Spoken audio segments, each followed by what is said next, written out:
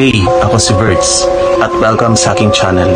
Ngayon, masasaksihan ninyo ang ilan sa mga nakakatakot na video sa social media ngayong linggong ito. Kaya pindutin mo na ang subscribe button para sa mas marami pang content katulad ito. Ang bidyong ito ay in-upload sa TikTok ng isang babae na nagngangalang Mandy noong Pebrero ngayong taon at ipinapakita nito ang isang tunay na nakakatakot na pangyayari na nakunan ng kanilang home security camera sa magdamag. Ang tinutukoy na video ay kuha mula sa security camera sa loob ng silid ng kanyang sanggol. Sa una, makikita na maayos naman ang lahat, ngunit biglang nagbago ang sitwasyon nang mangyari ito. Bigla na lang may lumitaw na isang nakakatakot na mukha at mga kamay sa bintana, na labis na ikinagulat at ikinatakot ng uploader, na ang tanging hangarin lamang ay mapanatili ang kanyang anak sa isang ligtas at mapagkalingang kapaligiran. Mas lalo pang naging nakakatakot ang video kapag in-zoom mo ang bintana at mas malinaw mong nakita kung ano man ang nasa labas noong gabing iyon. Ayon pa kay Mandy, may child lock ang bintana kaya imposibleng mabuksan ito. Dagdag pa rito, para mas lalong manggilabot, sa isang bahagi ng video ay makikita ring bigla na lang namatay ang mga ilaw sa silid, isang bagay na sinabi ni Mandy na hindi niya ginawa. Dahil dito, napapaisip tuloy ang lahat, ano nga ba ang talagang nangyari rito? Para itong eksenang hinango mismo mula sa isang nakakatakot na pelikula. Sana na lang kung ang kanilang bahay ay tunay ng pinamumugaran o may taong o kung anumang nilalang na nagbabantang panganib, ay agad na mailipat ni Mandy ang kanyang sarili at ang kanyang anak bago pa mahuli ang lahat. Isipin mo na lang na binuksan mo ang iyong cellphone at tiningnan ang footage ng iyong home security camera na naitala habang ikaw ay natutulog, tapos bigla kang sasalubungin ng isang nakakatakot na tanawin, parang may isang bagay na lumalabas mula sa iyong bahay. Ito ang eksaktong sitwasyong naranasan ng isang TikTok user na nagngangalang 10,035 isang gabi noong unang bahagi ng 2023. Ang video na nakunan ng kanyang Ring doorbell camera sa kalagitnaan ng gabi ay nagpapakita ng isang bagay na lubhang kakaiba at nakalilito na tila nagmumula sa kanyang pintuan sa harap. Purong kalituhan at matinding takot.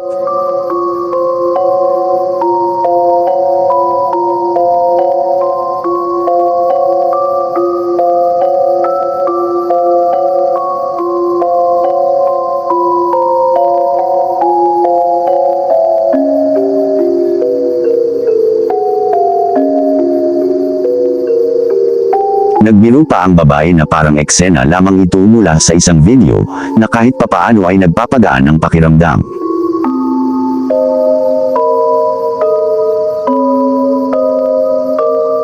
Ngunit kung hindi pa sapat ang pagiging creepy ng tila multo sa video, may isa pang pangyayari bandang ika-25 segundo na siguradong magpapakilabot sa iyo. Panoorin mo ito.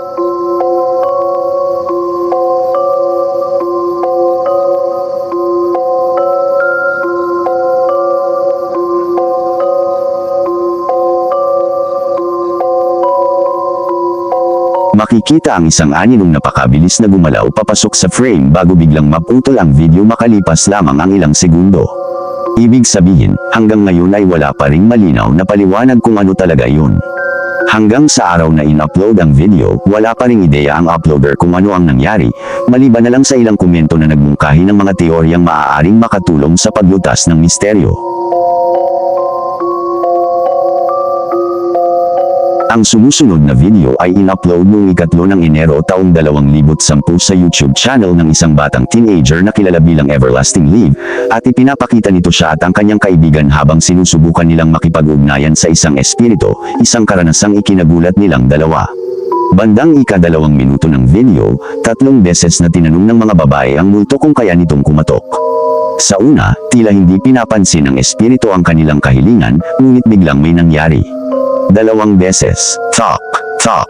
Tunay ngang may maririnig na mahinang katok na tila nagmumula sa malapit, na labis na ikinamangha ng dalawang magkaibigan, at halatang takot na takot din sila, na hindi naman katakataka. Nagpatuloy pa silang subukang kausapin ng espiritu nang biglang may isang bagay na nagulat sa kanila.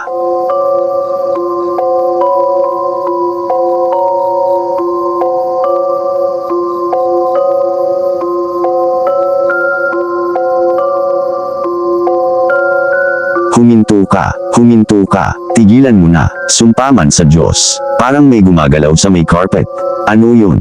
Hindi ko makita. Sandali, tingnan mo, tingnan mo, tingnan mo. Dapat na ba tayong umalis? Papalapit na ito sa atin, Brianna.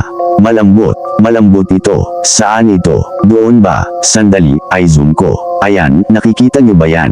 Anong nakasulat? Hindi ko alam. Ano yan?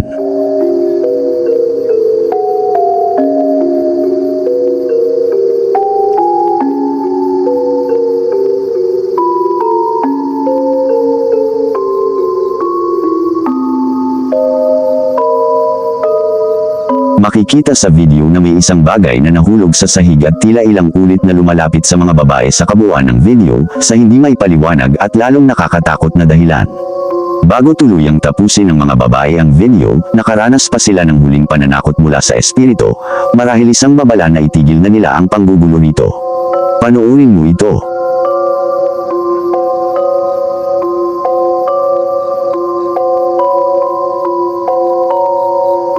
Dahil sa video, hindi ko maiwasang magtaka kung ano na kaya ang ginagawa ng dalawang magkaibigang ito sa kasalukuyan, at kung sinubukan pa ba nilang muli ang ganitong klaseng gawain.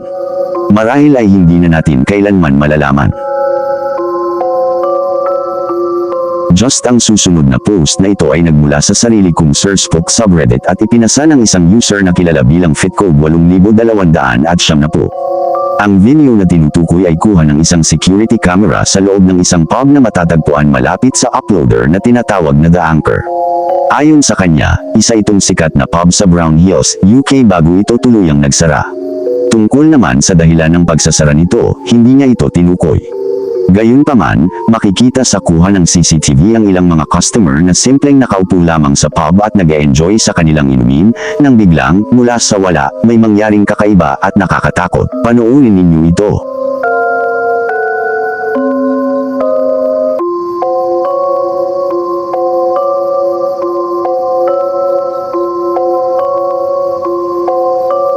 Bigla na lang tila may isang poltergeist na marahas na itinulak ang isang baso palabas ng mesa, na ikinagulat at ikinamangha ng lahat ng nasa loob na gusto lamang sana magkaroon ng isang tahimik at nakaka-relax na gabi. Sa kasamaang palad, wala nang masyadong impormasyon tungkol sa video na ito bukod sa mga nabanggit ko na, ngunit malinaw na may kakaibang nangyayari roon. Sino ang nakakaalam? Sana na lang ay hindi sila patuloy na ginulo ng iba pang mga espiritu matapos ang insidenteng ito. Nag-post ang Reddit user na si Can't Stop Giggling ng isang kakaibang video sa Reddit mga 2 linggo na ang nakalipas. Ipinapakita sa video ang kanyang paglalakad sa kagubatan ng Massachusetts noong 2015 na para bang may hinahanap siya. Habang maingat siyang gumagapang sa loob ng gubat at pilit na iniiwasang gumawa ng anumang malalakas na ingay, natural na mapapaisip ang sinuman kung ano ang sinusubukan niyang huwag takutin. At pagkatapos, doon natin ito nakita.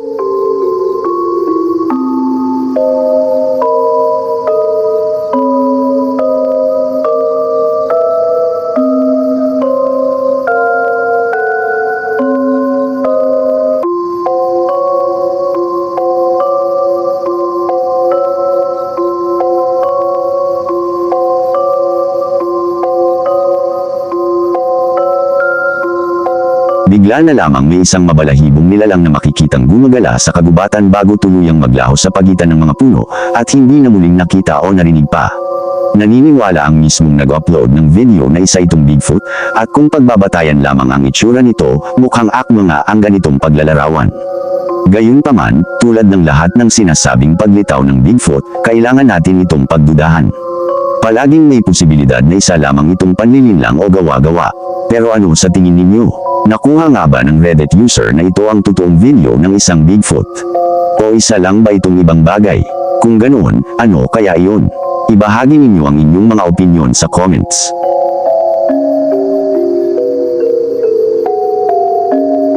Sa TikTok, isang babae na kilala bilang Sinestia ang nag-post ng isang video sa kanyang account kung saan ipinaliwanag niya na may kakaiba at hindi maipaliwanag na nangyayari sa loob ng kanyang bahay. Pagkatapos nito, lumipat ang video sa kuha mula sa isang security camera na nakapwesto sa loob ng bahay ni Sinestia. Sa una, mukhang normal at walang kabang-abang ang footage, ngunit hindi nagtagal ay nagsimulang maging kakaiba ang mga pangyayari. Biglang tumakbo papasok sa frame ang aso ni Sinestia habang tahol ng tahol sa isang bagay na hindi natin nakikita. Sa kilos pa lang ng aso, malinaw na may kung anong naruroon sa loob ng silid. Pero ano nga ba yun? Tingnan mabuti at makikita mo.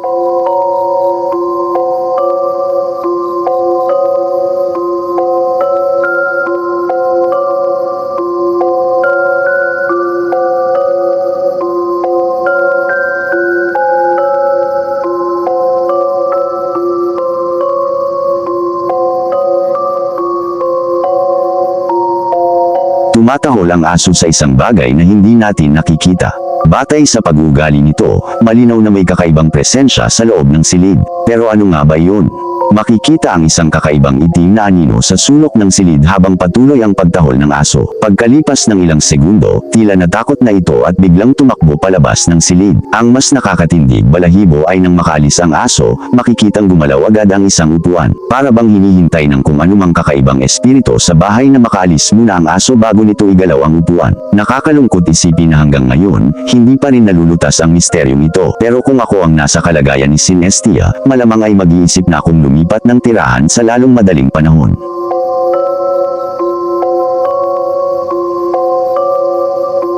Isipin mo na naglalakad ka lang sa lungsod sa kalagitnaan ng gabi nang may makita ka sa isang tulay na sobrang nakakatakot, kaya napilitan kang ilabas ang iyong cellphone at simulan itong i-video, just in case. Iyan mismo ang sitwasyong naranasan ng TikTok user na si Soy-Nathaniel 33 isang gabi. Habang naglalakad lang, nagpa siya ang uploader na ilabas ang kanyang phone at i-record ang isang bagay na nakita niya sa tulay. Tingnan ninyo.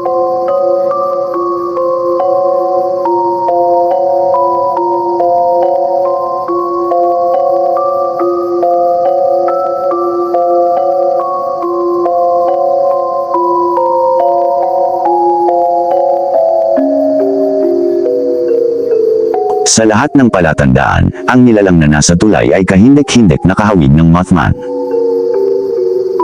Kapag ikinumpara ang nakakatakot na figurang makikita sa video ng TikToker na ito sa mga guhit ng Mothman, talagang nakakakilabot kung gaano sila magkahawig. Sa kasamaang palad, walang masyadong malalim na kwento sa likod ng video na ito kaya hindi natin alam ng lubusan kung ano talaga ang nangyari o kung ano yun.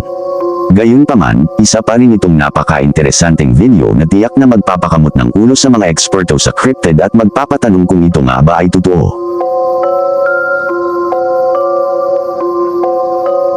Ang isang video na in-upload ng isang user na kilala bilang Squeaky Frog Toes ay siguradong magpapapuyat sa iyo ngayong gabi.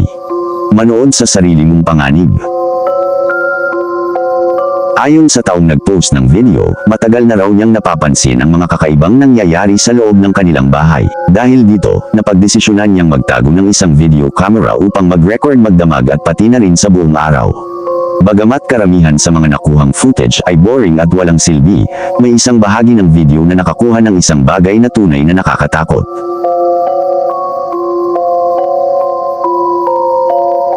Makikita sa video ang isang babae sa loob ng bahay na tila sinusubukang magbukas ng isang bagay.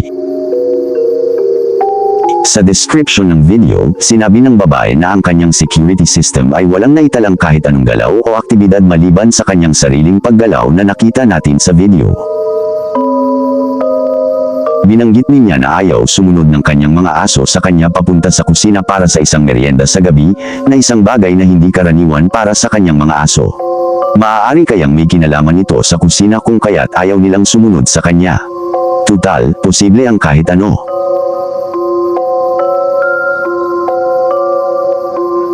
Sa TikTok, may isang babaeng nagngangalang Alex na nagpost ng isang video sa kanyang account kung saan makikita siyang nagre-relax kasama ang kanyang batang anak at ang kanilang alagang pusa. Sa una, mukhang normal lang ang lahat, ngunit mabilis na nauwi sa isang bangungot ang karaniwang araw na iyon. Sa isang bahagi ng video, nakarinig sina Alex at ang kanyang pusa ng mga kakaibang katok na nagmumula sa loob ng bahay. Dahil dito, napagdesisyonan niyang sundan ang kanyang pusa upang alamin kung saan nanggagaling ang tunog. Hindi niya alam na ilang sandali lang ang lilipas ay mapapabilang na siya sa isang nakakakilabot na pangyayari.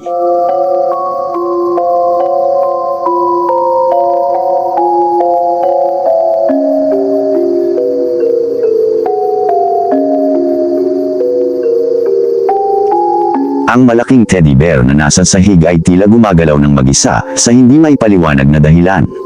Nang mapansin ito ni Alex, maririnig ang kanyang malalim na paghinga habang sinusuri niya ang paligid, ngunit wala siyang nakitang anumang kainahinala. Sa ikalawang video, sa ibang gabi naman, nagising si Alex dahil sa mga kakaibang ingay sa kalagitnaan ng gabi.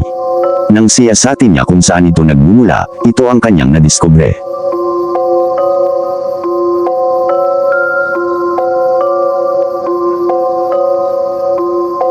Sa kanyang pagsisiyasat, nalaman ni Alex na ang mga laruan ng kanyang anak ay bigla na lamang tumutugtog ng musika ng kusa na nagdulot sa kanya ng matinding pagkalito at takot. Hanggang ngayon, hindi pa rin nalulutas ang mga misteryong ito. Umaasa na lamang tayo na balang araw ay magkakaroon ng paliwanag ang lahat upang si Alex at ang kanyang anak ay makabalik sa payapa at normal na pamumuhay.